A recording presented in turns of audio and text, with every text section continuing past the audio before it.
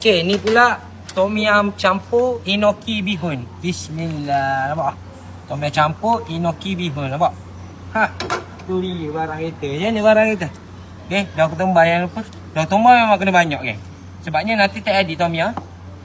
Ada? Yang tu cerita dia. Okay. Selasa kita buka. Jangan lupa. Selasa buka. Hari ni pun buka. Bye.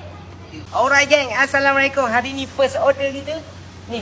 Bihun campur enoki. Hari ni hari Senin. Lepas tu tom yum seafood. Dia tambah sotong. RM5 tambah sotong tak? Ni seafood 6 ekor hari ni. Tengok. Tunjuklah. Dekat sikit. 1, 2, 3, 4, 5, 6. 6 ekor. So jadinya ni kita punya first batch kita untuk round pertama.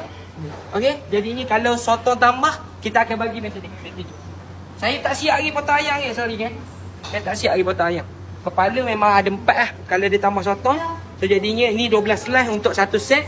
Memang untuk apa dia panggil, untuk sotong memang 12. Lepas tu ni sotong RM5 kalau besar ni bagi saya tak padan lah. Betul tak? Betul. So jadi kita tambah tu. Kita tambah satu lagi. So jadinya 2 ekor tu kita tambah RM5. Dia adalah 3, 4, 5, 6, 7, 8, 9, 10. 10 slide. Macam tu. Okey lah kan. Fresh punya barang. Betul tak? Betul tak? Berapa minit lah? Ya Alif. 1 minit 4 saat. Sini. Tengok sini. 1 minit 4 saat. Kita memang khas untuk apa ni? Konten. Kau jangan dekat ya. Kita punya konten hari ni untuk tom yum seafood ni. Tunjuk ni. Dia tunjuk aku. Tunjuk ni.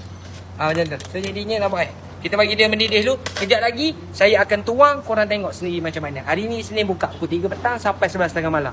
Tak lupa Selasa kita buka. Esok kita buka Selasa 3 petang 11.30 malam. Alright. Okay, ni adalah tom yum seafood. Dia tambah sotong. Nampak? Sotong jadi banyak. Sotong jadi 22 slice. Tambah RM5. Okay tak? Macam tu. Tambah RM5. So jadinya total berapa? RM31. Macam tu Alik Okay Alik. Suara perempuan sikit Alik. Okay. Okay. Kau hari-hari pergi bank ni apa hal kau?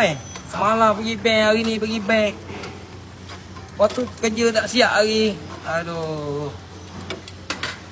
Okay, let's go.